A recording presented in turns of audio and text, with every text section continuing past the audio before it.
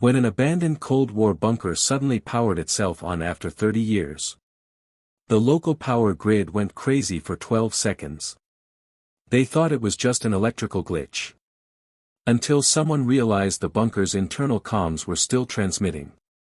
And, there were voices on the other end. I work for the state's Emergency Infrastructure Division. Mostly boring stuff, tracking power surges, maintaining backup lines for old military sites. But last winter, we got an automated alert.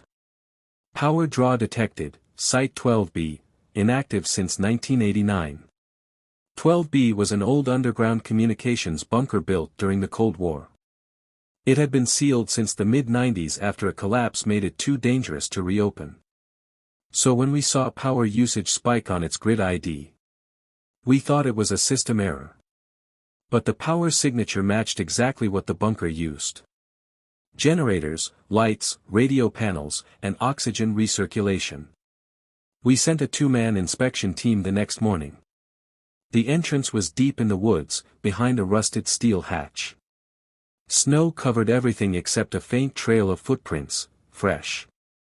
The first thing the inspectors noticed. The keypad on the hatch was glowing. Someone, or something, had powered it up.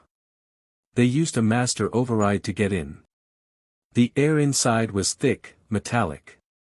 And the hum of machinery echoed through the tunnels. Old terminals flickered to life one by one as they walked in.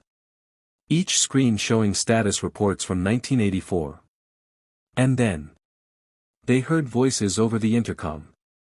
Alpha Team to command, food rations stable, day 167 underground. The inspectors froze. That transmission wasn't a recording. It was live. They tried responding, thinking maybe someone had hijacked the frequency. Site 12B control, identify yourself. After a pause. This is Sergeant Wilkes, U.S. Strategic Command. We're still awaiting orders.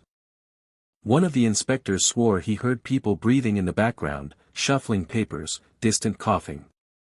The bunker's oxygen systems were running, CO2 scrubbers, water filtration, all of it fully active. But here's the thing. No one had entered that bunker since 1991. And the 2 inspectors were the first humans to unlock that door in over 30 years. They checked the crew manifest later.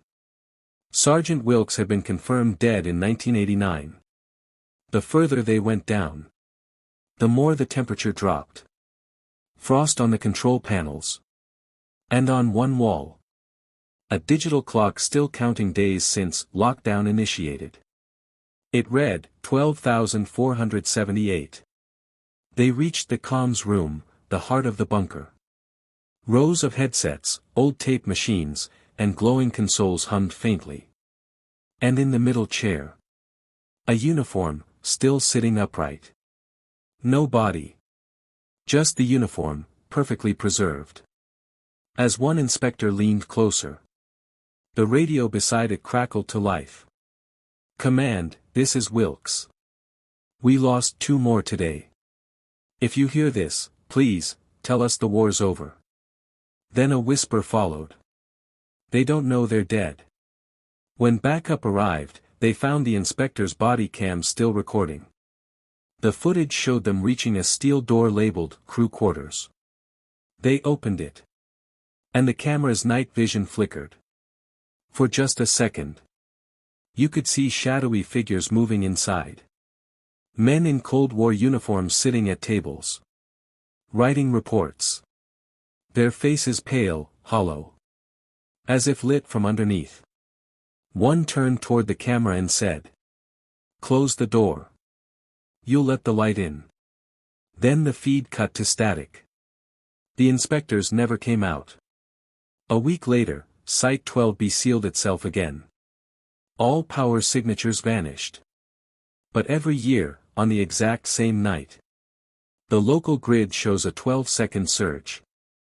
And on the old military radio band, you can still hear their signal. This is Sergeant Wilkes, awaiting orders. Some say the bunker never shut down. It just forgot the war was over. And those men inside? They're still on duty. Guarding a world that no longer exists. Would you answer a radio call, from soldiers who died 30 years ago? Subscribe for more military horror every week.